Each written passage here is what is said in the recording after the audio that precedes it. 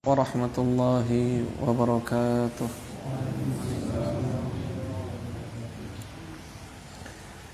Innal hamdalillah nahmaduhu ta'ala wa nasta'inuhu wa nastaghfiruhu wa natubu ilayh wa na'udzu billahi min shururi anfusina wa min sayyiati a'malina. May yahdihillahu fala mudilla lahu wa may yudlil fala hadiya lahu. Asyhadu an la ilaha illallah wahdahu la syarika lah wa asyhadu anna Muhammadan abduhu wa rasuluh.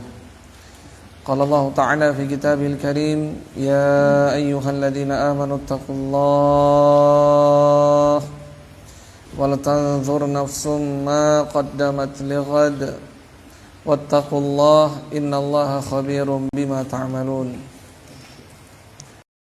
Para hadirin hadirat rahimani wa rahimakumullahu jami'an.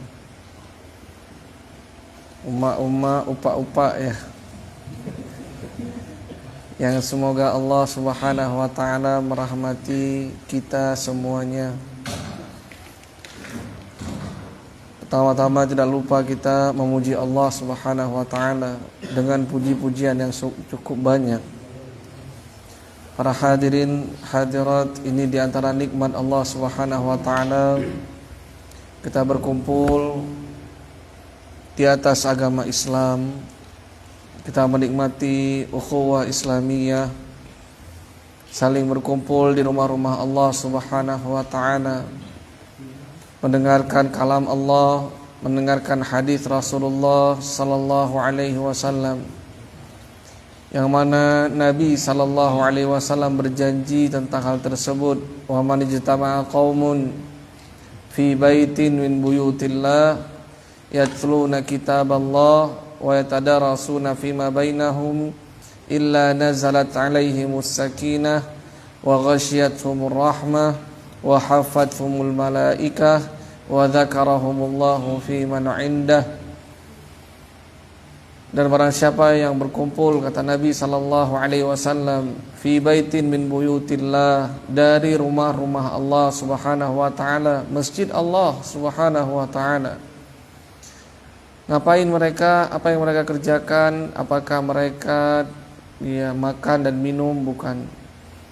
Nabi sallallahu alaihi wasallam menyebutkan yatluna kitaballah, mereka membaca kitab Allah, membahas satu demi satu makna ayat yang disampaikan, yang disebutkan Allah subhanahu wa ta'ala dalam kitabnya Al-Quran. Wa yatadarasuna fima bainahum, kemudian mereka saling mempelajarinya, yang melihat ayat demi ayat, kemudian dipelajari tafsirannya. Makna ayat ini adalah ini, makna ayat ini adalah itu. Kenapa Allah menurunkan ayat ini yang disebut dengan sebabun nuzul, dipelajari. Yatluna kitaballah wa yatadarasuna fima bainahum, saling belajar. Kecuali kata Nabi sallallahu alaihi wasallam, illa nazalat alaihimus sakinah, ketenangan, ketentraman jiwanya. Dia akan dapatkan kebahagiaan. Para hadirin hadirat, bapak-bapak, ibu-ibu, pak-upa, uma-uma, di mana mau mencari kebahagiaan yang Allah subhanahu wa ta'ala bagikan kepada hamba-hambanya? Jangan dia cari ke tempat-tempat lain. Masjid Allah, di mana di situ dibahas ayat-ayat Al-Quran, hadis-hadis Nabi Rasulullah sallallahu alaihi wasallam. Di situ dia akan mendapat ketenangan yang hakiki. Bukankah Allah subhanahu wa ta'ala yang mengatakan dalam Al-Quran, ala bidzikrillahi tatmainnul qulub, ketahuilah dengan mengingat Allah, bidzikrillah, dengan berzikir kepada Allah, hati itu menjadi tenang. Ya, hati itu menjadi tentram. Kemana dia cari ketentraman jiwanya? Jangan dia cari kesana kemari, melihat sungai, melihat laut, enggak. Ketentraman jiwa ada di masjid Allah subhanahu wa ta'ala. Dia berzikir kepada Allah. Yatluna kitaballah wa yatadarasuna fima bainahum illa nazarat alaihimus sakinah wa ghasyiyatuhumur rahmah Kemudian yang kedua, para hadirin dan hadirat, akan ditumbuhkan rasa kasih sayang antara satu dengan yang lainnya. Rajin berkumpul di masjid-masjid Allah Subhanahu wa taala akan menumbuhkan rasa kasih sayang. Rajin untuk menghadiri majelis ilmu agama dimanapun ia berada, ceramah keagamaan, akan menumbuhkan kasih sayang antara satu dengan yang lainnya. Kenapa demikian para hadirin? Karena memang ilmu akan mengantarkan seseorang kepada sifat-sifat kasih sayang. Akan kembali mengisi daya ulang keimanan yang ada dalam jiwanya, yang telah terhabiskan untuk mencari dunia, yang terhabiskan mengikuti hawa nafsu, yang telah terhabiskan karena maksiat yang dia lakukan. Kembali dia ke masjid Allah Subhanahu wa taala, mendengarkan satu ayat, satu hadis, ya dia kemudian menambah kembali keimanannya sebagaimana yang Allah sebutkan dalam surat Al-Anfal. Innamal mu'minuna alladzina idza dzukirallah wajilat qulubuhum wa idza tuliyat alaihim ayatuhu zadatuhum imana wa ala rabbihim yatawakkalun. Apa kata Allah para hadirin hadirat? Innamal mu'minuna alladzina idza dzukirallah. Hanyalah orang mukmin itu tatkala dibacakan, diperingatkan, diingatkan tentang Allah Subhanahu wa taala, wajilat qulubuhum. Hati mereka itu bergetar. Mengingat Allah, ya dibacakan kepadanya ayat-ayat Allah. Bagaimana hati seorang mukmin tidak bergetar, sedangkan para hadirin gunung itu mau pecah tatkala mau diberikan kepada mereka syariat Allah, mau diturunkan kepada mereka Al-Quran. Dan hati seorang mukmin lebih lembut dibandingkan itu, bergetar. Wa idza tuliyat alaihim ayatu zadatuhum imana. Tatkala dibacakan ayat-ayat kami, zadathum imana, akan bertambah keimanannya.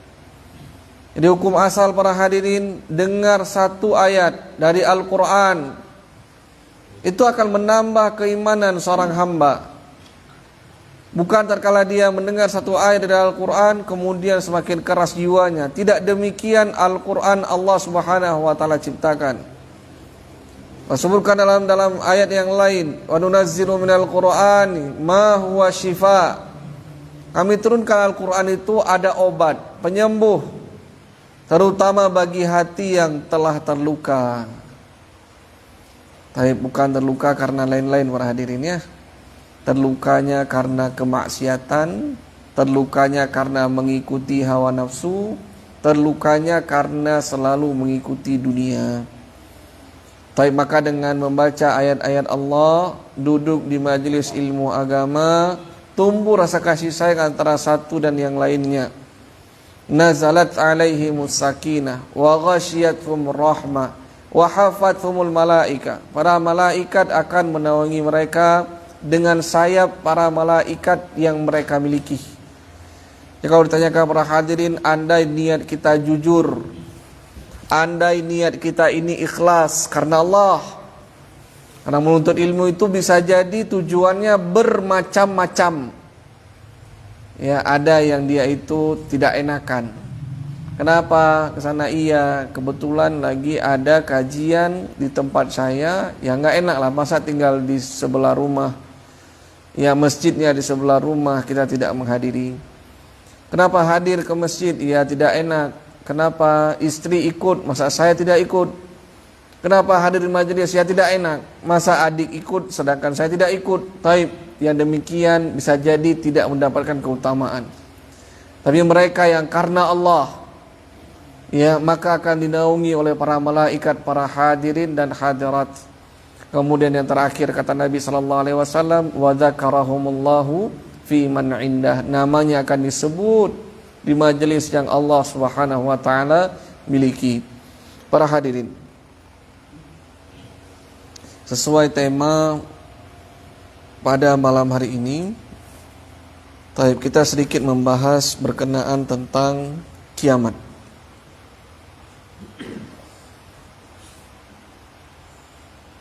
Kalau kita melihat Al-Quran, berkenaan tentang kiamat dan hari akhir itu banyak. Seorang dia baca ya juz 30 itu banyak yang berkenaan tentang hari kiamat. Banyak yang mengupas tentang hari akhir. Allah Subhanahu wa taala sebenarnya ingin mengingatkan kita, hidup di dunia itu ada pertanggungjawabannya. Allah Subhanahu wa taala mau menakuti kita dengan nerakanya, bahwa orang yang melakukan kezaliman, yang melakukan perbuatan-perbuatan buruk, menanam tanaman-tanaman yang busuk, dia akan mendapatkan panennya nanti di hari kiamat. Taib itu semua dipergunakan, itu semua ya difungsikan para hadirin dan hadirat, itu untuk mencambuk jiwa agar kembali kepada Allah Subhanahu wa taala. Kalau ada yang mengatakan kepada Allah itu enggak boleh takut, kepada Allah itu tidak boleh berharap, kepada Allah kita hanya menyampaikan perasaan cinta kita kepada Allah Subhanahu wa taala. Saya tidak beribadah karena harapan terhadap surga. Saya tidak beribadah karena takut kepada neraka Allah. Saya hanya saja cinta kepada Allah Subhanahu wa taala. Kalau ucapan-ucapan yang demikian para hadirin, maka tidak terlalu perlu Allah Subhanahu wa taala menjabarkan terlalu banyak berkenaan tentang hari kiamat, hari akhir, neraka Allah Subhanahu wa taala di dalam Al-Qur'an. Begitu pula tidak terlalu perlu Allah Subhanahu wa taala menyampaikan tentang bagaimana keadaan surga, bagaimana bagusnya surga itu, bagaimana kondisi dalam surganya Allah Subhanahu wa taala. Kenapa? Yang penting kita mencintai Allah. Tetapi tidak demikian. Allah menyebutkan dalam Al-Qur'an, wa amma man khafa maqama rabbih wa nahan nafsa 'anil hawa fa innal jannata hiyal ma'wa. Apa kata Allah Subhanahu wa taala? Wa amma man khafa maqama rabbih, dan adapun orang yang takut dengan kedudukan Tuhannya. Cukup dengan takut para hadirin? Tidak cukup. Kenapa nggak cukup? Ya kalau cuman mengatakan saya takut, anak TK pun bisa mengucapkan kalimat yang serupa. Apa yang membedakan antara seorang yang dia memiliki akal dengan orang yang tidak memiliki akal mengucapkan kalimat tersebut, saya takut kepada Allah? Yang membedakan adalah kalimat berikutnya, wa nahan nafsa 'anil hawa. Setelah dia takut itu membuahkan sesuatu. Ya, dia tahan dirinya dari perbuatan-perbuatan maksiat. Saya mau mencuri buahnya tetangga fulan, nikmat sekali. Dia tahan. Kenapa? Wa amma man khafa maqama rabbi. Saya takut dengan Allah yang melihat saya. Sebagaimana dalam hadis ya disebutkan bahwasannya Rasulullah sallallahu alaihi wasallam sedang beristirahat bersama Abu Bakar As-Siddiq. Lewatlah seorang anak kecil ya yang membawa kambing. Kemudian Nabi sallallahu alaihi wasallam mengatakan, "Berapa kambing ini? Sembelihkanlah untuk kami, masaklah, kemudian kami akan berikan kau upah." Apa dijawab anak itu para hadirin hadirat? Ya, ini bukan milik saya, ini milik tuan saya. Tapi kemudian ditanyakan kembali, ya kan gak apa-apa, kamu sembelihkan, kemudian kamu berikan kepada kami, tuanmu tidak melihat. Ya, maka kata anak lelaki tersebut, dia mengatakan, tuanku memang tidak melihatku, tetapi Tuhanku melihatku. Di mana Allah Subhanahu wa taala. Ya, maka di antara ucapan-ucapan mereka ini ada perasaan takut kepada Allah Subhanahu wa taala. Wa nahan nafsa 'anil hawa fa innal jannata hiyal ma'wa. Mereka yang bisa menahan perbuatan maksiatnya. Apa sebabnya? Karena takut dengan kedudukan Tuhannya, takut dengan kemurkaan Allah, takut dengan azab Allah Subhanahu wa taala dunia maupun akhirat, maka dia kata Allah, fa innal jannata hiyal ma'wa, maka sesungguhnya baginya itu surga tempat kembalinya. Para hadirin, di sini kita perlu sekali tahu bahwasannya seorang mukmin dia bermuamalah dengan Allah itu dengan berbagai macam perasaan yang campur aduk.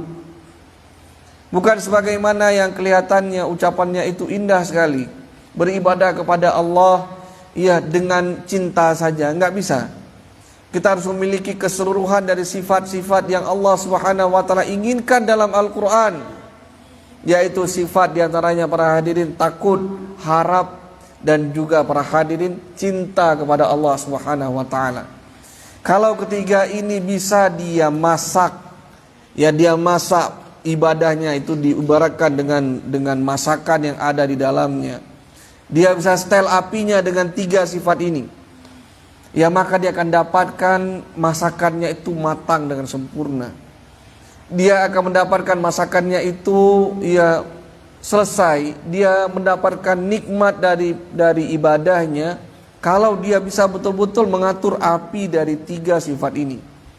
Tapi andai kata dia membesarkan yang satu, mengecilkan yang lainnya, bisa jadi dia akan menggosongkannya, atau ya dia tidak mematangkan masakan tersebut. Oleh sebab itu kita membahas perkara-perkara kiamat itu para hadirin hadirat, tidak lain dan tidak bukan menumbuhkan rasa takut kepada Allah Subhanahu wa taala yang menyebabkan kita jauh lari dari maksiat kepadanya. Taib, Allah Subhanahu wa taala berfirman, fa idza nufikha fis sur fala ansaba bainahum yawma idzin wala yatasaalun. Dan nanti di hari kiamat para hadirin, apa yang terjadi sebelum Allah Subhanahu wa taala memunculkan kiamat kubra. Kiamat itu terbagi-bagi berdasarkan para ulama. Ibnu Hajar Al-Asqalani rahimahullah, beliau membagi kiamat itu berdasarkan waktu terjadinya. Ada tanda-tanda kiamat yang telah berlalu. Apa contohnya para hadirin? Contohnya adalah kedatangannya Nabi SAW. Diutusnya Nabi adalah alamatus sa'ah. Beliau itu adalah ciri tanda hari kiamat segera datang. Di antaranya pula para hadirin, sebagaimana yang Allah Subhanahu wa taala sebutkan, iqtarabatis sa'atu wa syaqqal qamar. Sungguh telah dekat hari kiamat dan bulan itu telah terbelah. Kapan bulan itu terbelah para hadirin? Tatkala orang-orang jahiliyah itu meragukan kerasulan, meragukan bahwasannya Nabi Muhammad itu adalah utusannya Allah. Di antara mukjizat-mukjizat yang dinampakkan kepada orang-orang kafir musyrikin adalah mereka melihat bagaimana bulan itu terbelah ya oleh Nabi SAW. Dan peristiwa yang lampau itu merupakan tanda hari kiamat, sebagaimana yang Allah telah sebutkan, iqtarabatis sa'ah, telah dekat hari kiamat, wan syaqqal qamar, dan ya bulan itu telah terbelah. Ini di zaman Rasulullah sallallahu alaihi wasallam. Begitu pula yang kedua, Ibnu Hajar membagi ya kiamat itu dengan sesuatu yang masih berjalan pada hari ini. Apa para hadirin? Contohnya terjadi huru-hara, ya bahwasannya manusia akan saling membunuh, ya nyawa itu tidak berharga. Ya begitu pula tanda-tanda yang lainnya, sebagaimana dalam hadis Jibril, akhbirni anis sa'ah, kabarkan kepadaku ya kapan terjadi hari kiamat. Kata Nabi SAW, ya yang ditanya al-mas'ulu anha bi'a'lama minas sa'il. Ya tidaklah yang ditanya itu lebih mengerti dibandingkan yang ditanya. Saya tidaklah lebih tahu tentang alamat hari kiamat dibandingkan Anda juga wahai Jibril. Ya, maka kemudian Jibril alaihissalam mengatakan, ya apa alamatnya? Apa tanda-tanda hari kiamat itu? Kata Nabi sallallahu alaihi wasallam, antalidal amatu rabbataha wa antaral huffatal urratal allata ri'a asya'i yatatawaluna fil bunyan. Ya, ciri tanda hari kiamat. Yang ini juga masuk ke dalam poin yang kedua yang disebutkan oleh Ibnu Hajar al-Asqalani. Antalidal amatu rabbataha. Yaitu seorang budak dia melahirkan tuannya. Asy-Syaikh Ibnu Baz rahimahullah menafsirkan apa maksud budak melahirkan tuannya. Yang pertama para hadirin, banyaknya terjadi kedurhakaan anak kepada orang tuanya. Maka seakan-akan tatkala seorang ibu melahirkan anaknya, dia melahirkan tuannya dan ia adalah budaknya. Itu penafsiran yang pertama kata Syekh Ibnu Baz rahimahullah. Adapun yang kedua para hadirin, banyaknya budak pada hari itu, tetapi biaya pernikahan itu sangat mahal, sehingga nggak ada pilihan bagi lelaki muslim mukmin yang ingin menjaga agamanya kecuali mereka menikahi wanita-wanita budak itu. Dan sebagaimana kita tahu, kalau wanita budak itu hamil, ya karena digauli oleh tuannya, maka anak yang lahir itu bersifat merdeka. Dia itu merdeka, bukan terikut dengan ibunya yang merupakan seorang budak. Maka kedua ini menjadi penafsiran antalidal amatu rabbataha. Kemudian ciri yang kedua, wa antaral huffatal urratal allata ri'a asya'i yatatawaluna fil bunyan. Ciri yang kedua dari ciri-ciri hari kiamat, engkau akan lihat seorang telanjang kakinya, telanjang pula dadanya, badannya. Yakni ini orang-orang miskin. Ya, tiba saja kaya, kemudian berlomba-lomba mendirikan bangunan. Yang disebutkan oleh Asy-Syaikh Ibnu Baz rahimahullah, ini adalah apa yang terjadi di berbagai belahan negeri Arab Timur Tengah. Yang sebelumnya mereka itu tandus, miskin. Ya, contoh apa para hadirin? Uni Emirat, ya Dubai, dan sebagian di negeri-negeri, bahkan termasuk pula ya Saudi, ya itu adalah Arab Saudi. Sebelumnya miskin, sebelumnya tidak memiliki apa-apa, kemudian tiba-tiba ya tatawaluna fil bunyan, mereka berlomba-lomba meninggikan bangunan. Apakah berarti tidak diperbolehkan ya seorang dia meninggikan bangunan? Artinya kalau kita miskin ya sudah miskin terus. Kalau kita kaya nggak boleh kita bangun bangunan, bukan begitu. Nanti akan ada penjelasannya. Tidak semua ciri hari kiamat itu menunjukkan bahwa itu adalah kejelekan. Diingat baik-baik para hadirin, tidak semua tanda hari kiamat itu artinya kejelekan. Sebagaimana Nabi diutus, apakah itu kejelekan? Tidak, itu adalah kebaikan. Begitu pula meninggikan bangunan itu, ya itu terbagi. Kalau seandainya dia bangun untuk kesombongan, itu adalah tanda hari kiamat yang buruk. Tapi tatkala dia bangun untuk ya keadaan negaranya, untuk membangun ekonomi negaranya, maka itu adalah kebaikan. Kemudian yang ketiga, Al-Hafidz Ibnu Hajar al-Asqalani rahimahullah, beliau membagi hari kiamat atau tanda hari kiamat itu yang ketiga yang belum terjadi. Apa contohnya? Ya keluarnya Dajjal, Ya'juj dan Ma'juj, turunnya Nabi Isa, ya dan yang lain sebagainya dari tanda-tanda yang belum terjadi. Ada pembagian yang lain.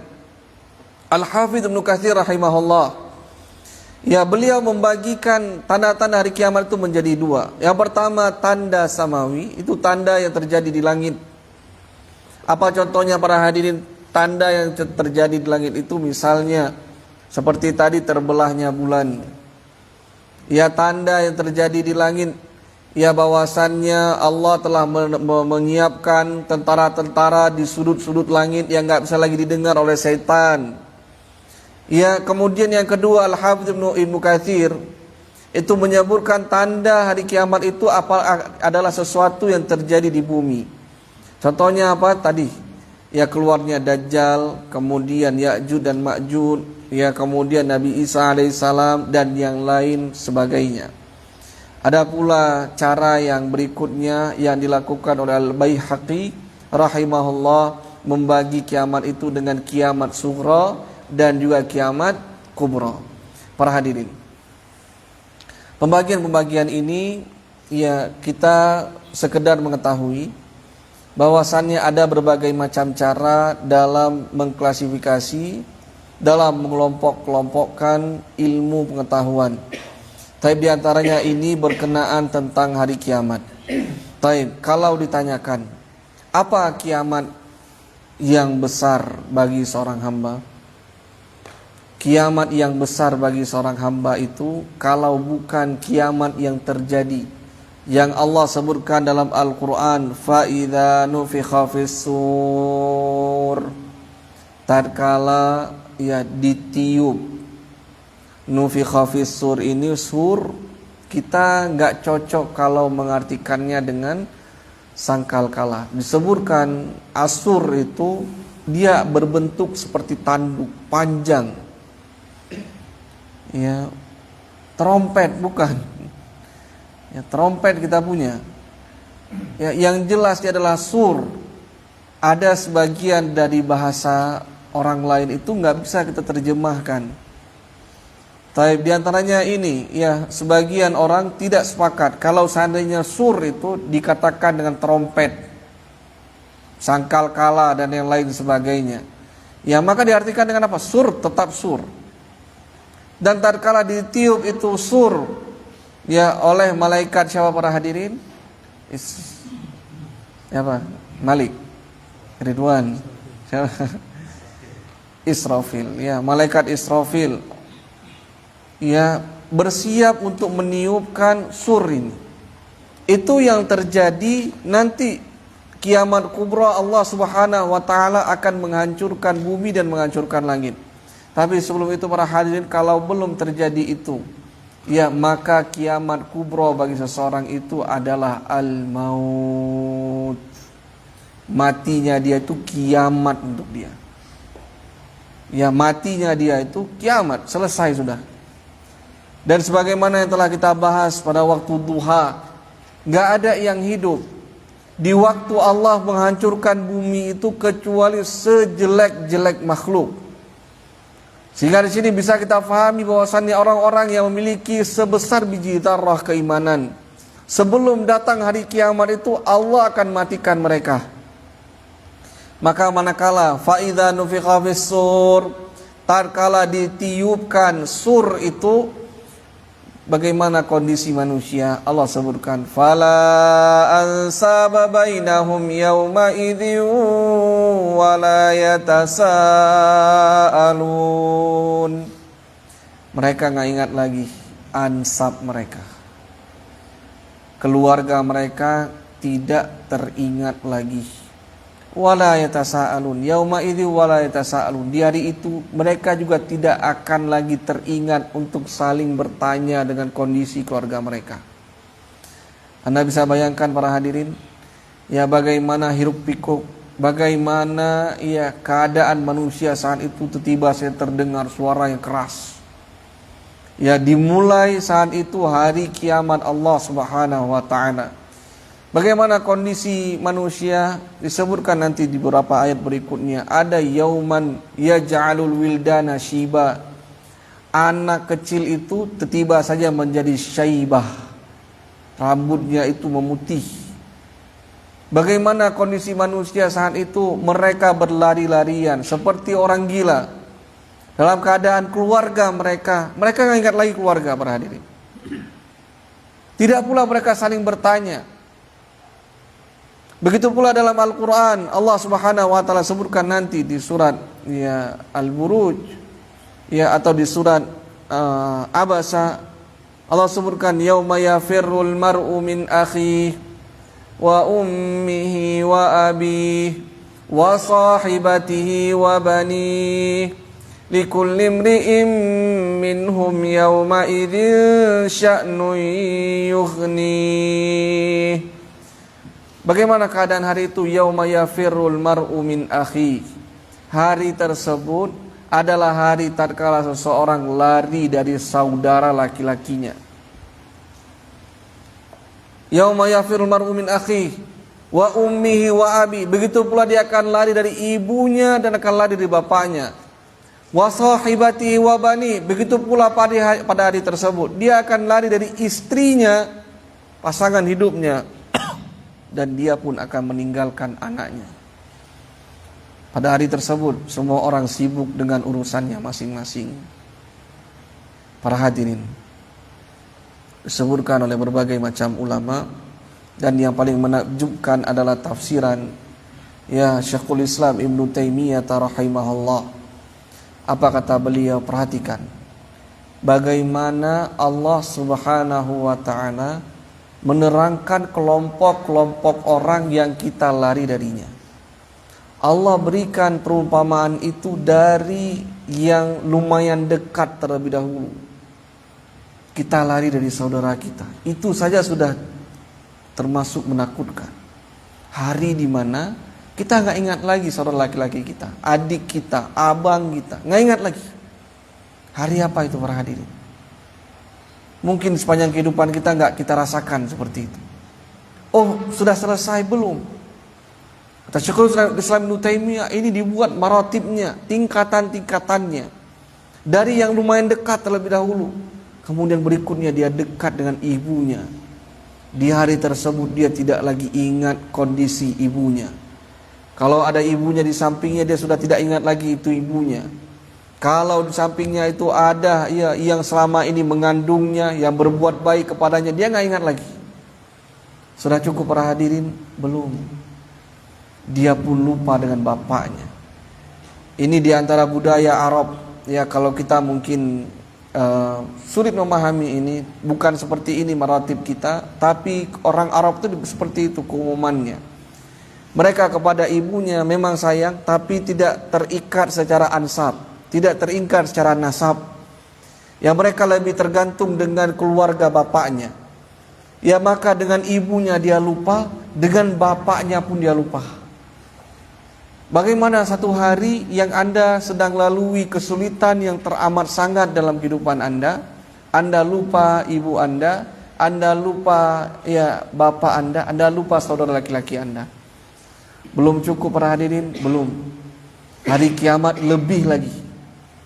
Hingga dia lari dari sahibatihi, dia lari dari istrinya.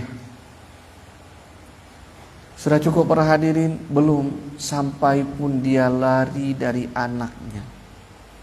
Ibu yang menggendong anaknya akan melemparkannya. Dia akan berlari kebingungan dengan hari kiamat itu. Bayangkan, kiamat itu sudah dekat. Ini apa yang Allah Subhanahu wa ta'ala paparkan di antara ayat-ayat. Tapi para hadirin hadirat, apakah kita telah mempersiapkan hari-hari itu atau tidak? Satu kali datang kepada Rasulullah sallallahu alaihi wasallam seorang laki-laki, dia mengatakan mata sa'ah. Ya Rasulullah, kapan terjadinya hari kiamat? Kapan? Dia mau mendapatkan tanggal yang pasti. Masalahnya para hadirin, tidak ada seorang pun yang mengetahui hari kiamat. Nggak ada. Walaupun Nabi SAW tidak mengetahuinya. Walaupun malaikat Jibril pun tidak mengetahuinya. Malaikat Israfil yang disiapkan untuk meniup sangkakala atau sur itu meniup sur itu, beliau pun tidak mengetahui kapan Allah Subhanahu wa ta'ala akan perintahkan. Taib, maka Nabi mengganti pertanyaannya dengan pertanyaan yang lebih baik.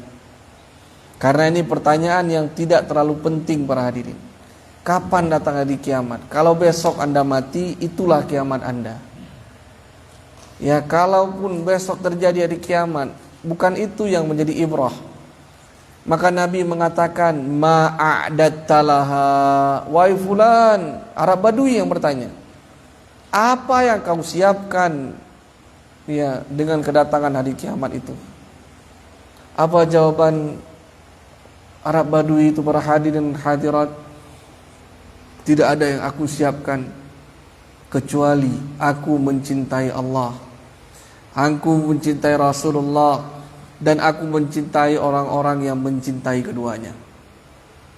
Dan aku mencintai orang-orang yang mencintai keduanya. Disebutkan oleh Anas bin Malik radhiyallahu taala anhu, tatkala aku mendengar pemaparan dari lelaki ini, yang kemudian Nabi mengatakan, anta ma'aman ahbabta, engkau itu bersama dengan orang yang engkau cintai. Engkau mencintai siapa? Saya mencintai siapa para hadirin? Ronaldo. Anda mencintai siapa? Ya, Anda mencintai si Pulin, saya mencintai si Fulan. Dari kalangan orang-orang non-muslim, Anda bersama orang yang Anda cintai nanti di hari kiamat. Maka disebutkan oleh Anas bin Malik rahimahullah radhiyallahu taala anhu, tatkala aku mendengar pemaparan dari lelaki tersebut dan jawaban Nabi sallallahu alaihi wasallam, aku pun menumbuhkan kecintaanku kepada Abu Bakar, kepada Umar bin Khattab, kepada Utsman radhiyallahu taala anhum, dan juga kepada Ali bin Abi Thalib. Tapi itu sebagai bentuk bahwasannya seorang dia mempersiapkan diri bagaimana perjumpaan dengan Allah, mempersiapkan diri dalam menghadapi hari kiamat. Para hadirin, bukankah ya bencana itu juga di antara tanda-tanda, walaupun dia bukan disebutkan dalam ayat, tetapi di waktu kita mendapatkan bencana itu kita bisa melihat ya bagaimana miniatur Allah Subhanahu wa taala mengacaukan pemikiran manusia. Allah sebutkan dalam Al-Qur'an, "Dhaharal fasadu fil barri wal bahri bima kasabat aydin nas." Telah terjadi kerusakan ya di atas muka bumi Allah Subhanahu wa taala. Fil bahri wal bahr, terjadi kerusakan di daratan maupun di lautan. Bima kasabat aydin nas, disebabkan kedua tangan dari manusia. Apakah dilakukan kalau seandainya itu adalah ya banjir misalnya? Dia dikarenakan ya kezaliman, kerakusan, ya tidak memperhatikan alam, zalim, ya dalam mengambil kayu-kayu dan yang lain sebagainya, rakus, atau kemaksiatan yang mereka lakukan di atas muka bumi.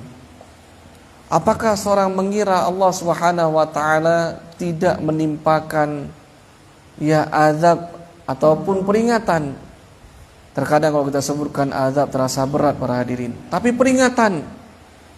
Seorang mukmin itu pasti diuji oleh Allah Subhanahu wa taala. Apakah diuji itu sebagai peringatan tatkala dia melenceng, diingatkan kembali?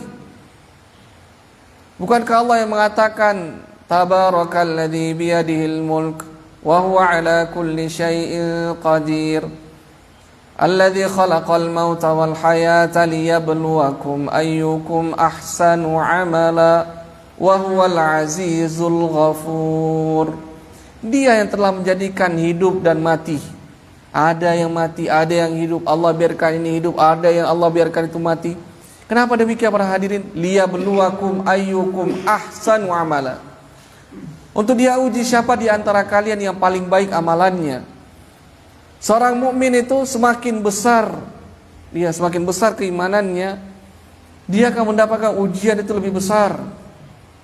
Nabi SAW menyebutkan, Innallaha idza ahabba abdan ibtalahu. Sungguhnya Allah kalau mencintai suatu kaum, Allah mencintai seorang hamba, Allah akan mengujinya.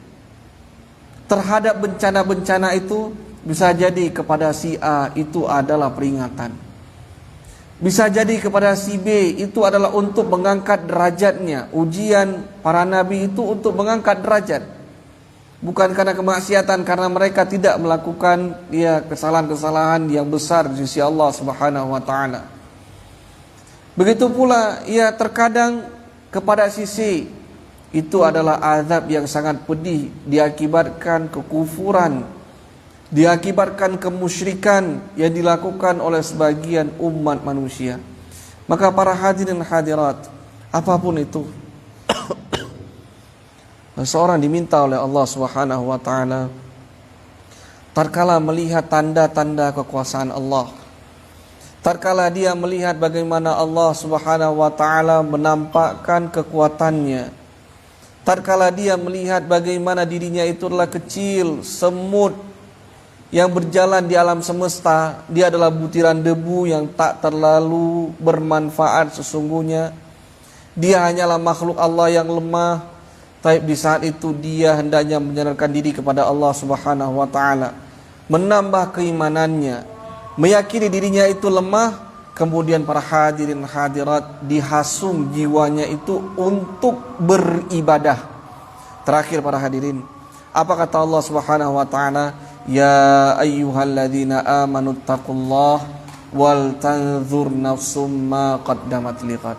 Wahai orang-orang yang beriman, bertakwalah kepada Allah, dan hendaknya seseorang menyiapkan, ya, nanti akan dihadapkan kepada Allah Subhanahu wa taala esok hari.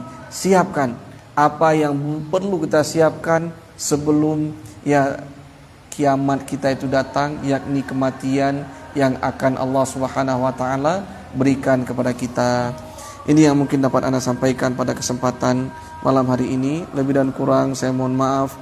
Saya tutup, subhanakallahumma bihamdik, asyhadu an la ilaha illa anta, astaghfiruka wa atubu ilaik. Assalamualaikum warahmatullahi wabarakatuh.